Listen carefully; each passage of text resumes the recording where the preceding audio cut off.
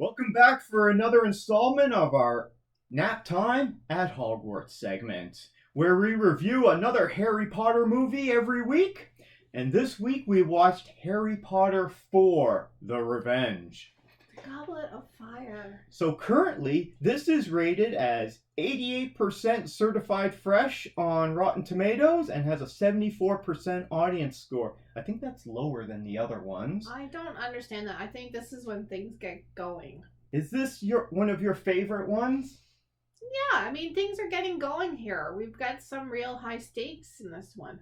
I didn't find there was high stakes. Anyway, so this is a spoiler review, as all of them are, because this movie's from 2005. People die in it, like really die, and it's... There's no stakes for any of these characters. You know all three of the main characters are in all of them. You don't know, and then they keep bringing back all these other ones. You haven't seen it. Like, they keep bringing back the old guy in his pajamas, each one, okay? Dumbledore. The start of this movie is their 2019, essentially, because now Voldemort is back.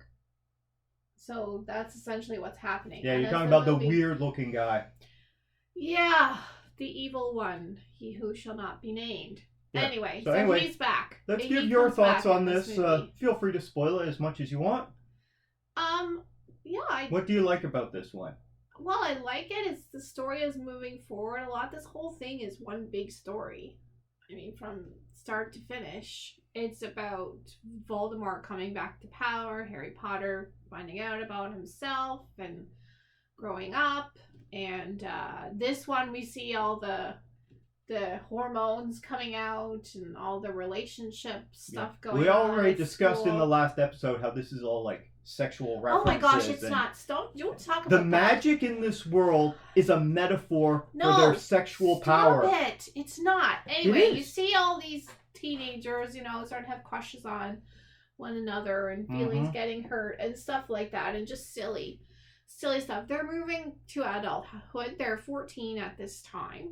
The main cast, some of them are older, but Harry Potter and his friends are 14 in this movie, and there's some real high stakes. People do die in this movie, and we're starting to understand what happened after Voldemort was killed, or whatever happened to him when he tried to kill Harry Potter. He basically turned into nothing much. He was killed by a baby. He wasn't really killed. He's still around, sort of, but he's not whole. But he's that Tom Riddle guy, which apparently was back in the 40s. Well, he I don't quite get that. Voldemort. He was back in the 40s, but there was a giant snake in number 2. Remember Harry Potter 2, Electric Boogaloo? Oh my gosh. Anyway, you don't understand any of it. Anyway, Voldemort is back, and he needed Harry's blood to do it. And this whole thing has been designed so that they can get Harry Potter to Voldemort. Why did he need his blood?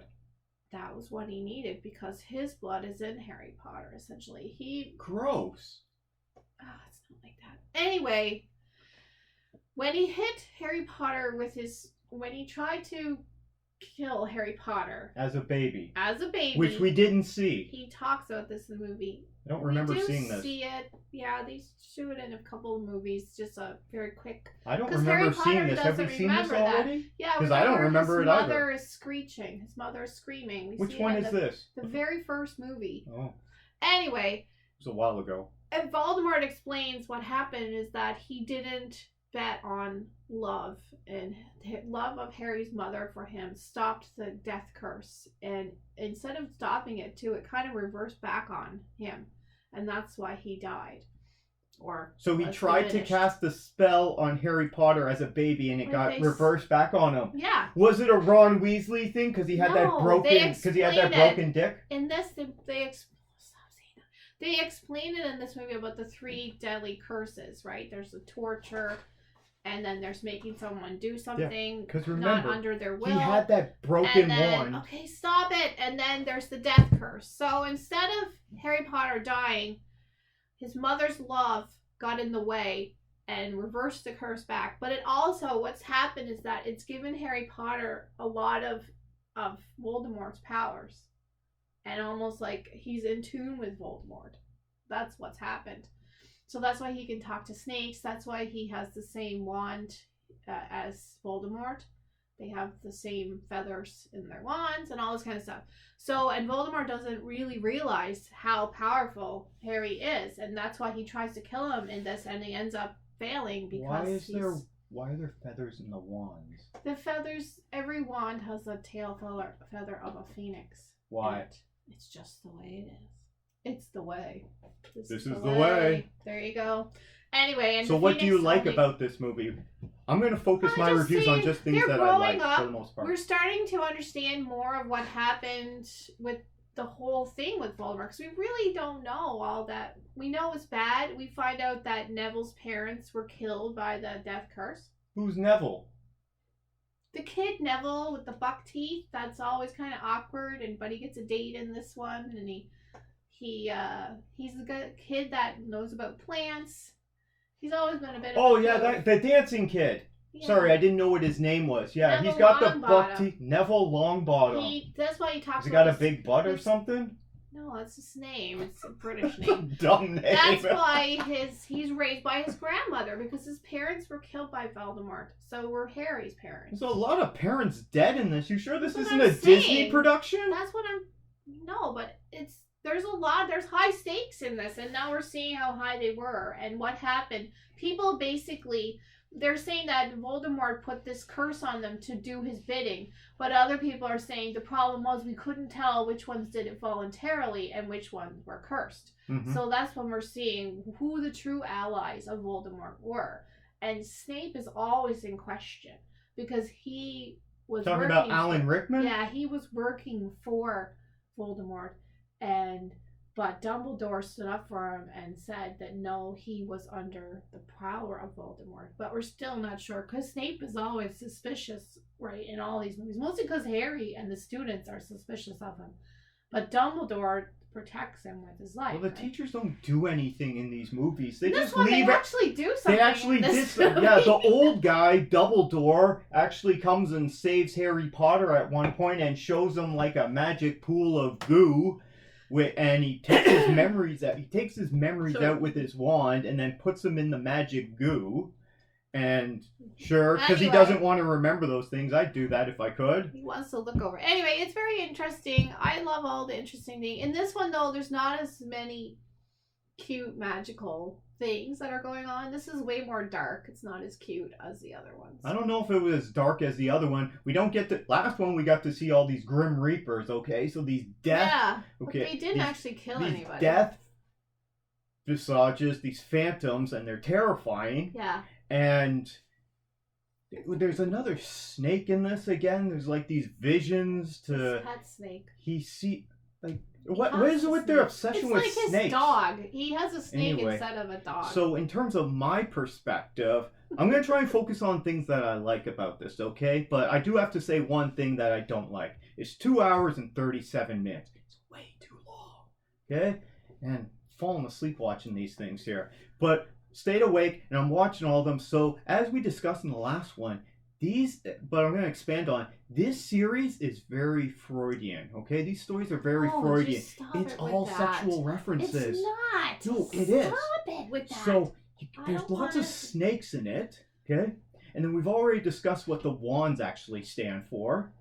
And now that magic is all like as they get older, their magic gets stronger. So that's them coming into their own in terms of being adults and sexual power. Okay, both the guys and the girls. And it's all metaphor. Oh, would you stop It's all metaphor. So they're learning to dance, and they're having like a prom in this, which was nice. Harry Potter gets naked in the tub with the toilet ghost. Okay, and she's enjoying that. There wasn't as many of those references in this one. It's not as Who's fun. that? There's Who's not that? As many fun who's that Nazi kid? Malfoy. Yeah, so I like that they keep bringing back the same cast members all the time. I mean, they even got Alan Rickman to come back. He's not in it as much, Malfoy, in this one. Okay. But his father's in it again. His father's in everyone. Yeah, so his father's a Targaryen, Jason Isaacs there. And he gets into a fight with Voldemort, the evil one, who looks like a weird, creepy penis. Like, let's be honest. Okay? He looks really weird. He doesn't get in a fight with them. You don't show what was No, well, they were arguing. I don't mean a fist fight or a magic fight. Although there was kind of a magic fight where they're pointing each other's wands at each other and shooting lightning at each other out of their wands, him and Harry Potter. And I'm like, that's not interesting. I've seen that in those Fantastic Beasts movies, you know? This was before the Yeah. Anyway, Okay. it's not for you. But it's nothing to do. There's no sex These movies in Harry are... Potter. No, because it's all metaphor, okay? Oh my God. It's Stop. all metaphor. You don't even That's know why what's they. happening That's in the why they. movie. No, I'm serious. It's very Freudian. Okay, so I like that. There's all the characters. Oh, the one guy, the giant, Hagrid. So he's got the hots for this giant lady. Okay, and she's bigger than him. And there's one point where he takes her out into the woods, and he's like, "I gotta show you something." You know what he wants to show her, right? His dragons. No. Okay, he wants to show her something, but they get interrupted by all these dragons, right? And then later on, he's like, I didn't get to show you what I wanted to show you. Come on back to my place. So, you know what he's going for there. Look at the cat, look at the cat, look at the cat. She's giving me this weird look. It. Okay? Telling you. You're ruining Harry Potter. This is my perspective on it, and I'm pretty sure I'm right on this. Trying to make fun of it. So J.K. Rowling, and I don't want to discuss her, but I'm thinking that she wrote these and everything in Imagine That it's all just metaphor for Freudian. The ghost in the toilet is well, the ghost in the toilet is funny. Okay? Exactly. She died on the toilet. Who dies on the toilet, right? What is she? Cleveland? She fell off the toilet? Remember the Cleveland show where he fell off the toilet and he became like a national embarrassment? She is funny. So that was interesting. This one isn't as funny. It's way more dark. Okay. The one teacher does stuff, but the other teachers do nothing. Okay? Well, they don't do anything, especially that old British woman from Downton Abbey there. Garnagle. She don't do anything. She teaches them how to dance. I think it's because they're old and so they're not supposed to do as much magic. They're teachers. Yeah. They're not involved with the The children. magic is all for the young kids. Okay? And their wands, right? I give up. Anyway. No, here, let me show you, okay? So every Stop time, it! So every, Just stop it. So I don't every want time to hear it. they're activating their wand. They don't hardly use wands. Every in this time one. they're You scared the cat. Every See? time they're activating their wands, right? That's a metaphor for something. It's like, I got this magical power. Ooh. They don't even use wands in this one, hardly at all. Anyway, Gregory's just trying to make fun of it because I'm not making you fun said of it. in the beginning you weren't gonna like these movies. You have never seen them before. Anyway, I had fun like watching it. this. It's a dumb movie. This is a dumb series, but it's fun and dumb. wacky. It's I for love it. kids, but it's not for me. I didn't grow up watching this. I don't care what happens to any of these characters. Okay? So Harry Potter and Ron, Broken Dick Weasley, and Hermione, and what was the bucktooth kid's name? Neville Longbottom, yeah, the big butt guy. And the old wizard who walks around in his pajamas all the time. See, Dumbledore, that's what I said. So I don't care what happens to any of these characters. And I'm pretty sure they're all just going to be fine. It's not like they're going to kill Ron in one of these movies. And, you know, maybe they should. They Cause killed Cedric Diggory in this one. who was that? Who was Cedric Diggory? I gotta look it up. You don't even know Cedric. See, he's not paying attention. Hold on, I'm looking it up right now. Cedric Diggory was a boy. He was like he's like at school. He's like that, you know, senior at school that's great at football. He's not even on the And main he- cast list. Oh, and that he guy! dies. Yeah, that's another thing. So they bring in these other two schools. So there's these Russian, From Bulgaria. yeah, there's these Russian magic users, all boys. And then they bring in these girls. It's an all-boys school. Okay, they bring in an all-girls school, and they're all dressed in blue, and they're all walking French around like being... girls' school. Yeah, so they're very flirty. They're doing this like flirting dance when they first walk in with their blue chocolate chip hats. I don't know what that's supposed to mean. But, so they got the boys' school, the girls' school, and then Hogwarts is the co-ed school. And so now they bring them all together, and it's... host school. And they're all like to, you know, intermingle and mix with each other. I'm telling you, that's what this is a reference about. Stop it! It's It's about this tournament, and Harry Potter gets thrown in the middle of it because they want him to get to Voldemort. That's why because they need his blood. Yeah, they do need his blood. So there's an exchange of bodily fluids in this? No, Gross! have you ever seen anything talking about wizards and the witches with the cauldron? That's what they actually use a cauldron in this. They actually have like in Macbeth. So as they get older and more powerful in their magic, okay, then you get more and more of these references and it becomes more pronounced, right? Because at the end of the first movie, it's they get those animals. And that is to symbolize that the kids have entered puberty. Because the first movie is all like this weird, boring kids movie. Materials. Anyway, okay, I'm on a tea. You can stop insulting Harry Potter now. I'm not insulting it. I'm not insulting it. I'm telling you what, these are good things about it. Anyway, okay, let's move on. Why are you always getting so upset when I'm giving my opinion? Because it's ridiculous. You're arguing with me on my opinion. Your opinion is ridiculous. Anyway. I don't bash talk your opinion. Okay? So, was it fun? Yeah, it was kind of fun. Was it too long? Definitely. And it had some boring parts in it. I'm warming up to these movies. I'm on the rating. What rating would you give this on the internet rating system? This one is like a 93. 93. What was it on Rotten Tomatoes again?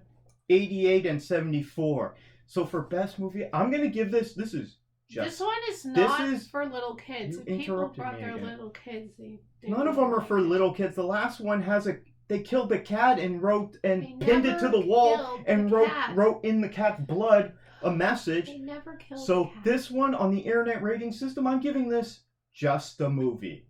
I had some fun with it. Didn't blow me away. It wasn't terrible, but it wasn't particularly very good. So it's just a movie for me. So I'm getting better at these. Okay? And that's my thoughts on Harry Potter 4, The Quest for Peace. What do you think of Harry Potter? Are you enjoying our ongoing segment of Nap Time at Hogwarts? Do you like this series? Do you hate this series? Maybe you like it as much as Christine? Maybe not so much. Do you think I'm right on all that this is all metaphor for sexual power and sexual references? Let us know down in the comments below, and we hope you enjoyed this segment of Nap Time at Hogwarts.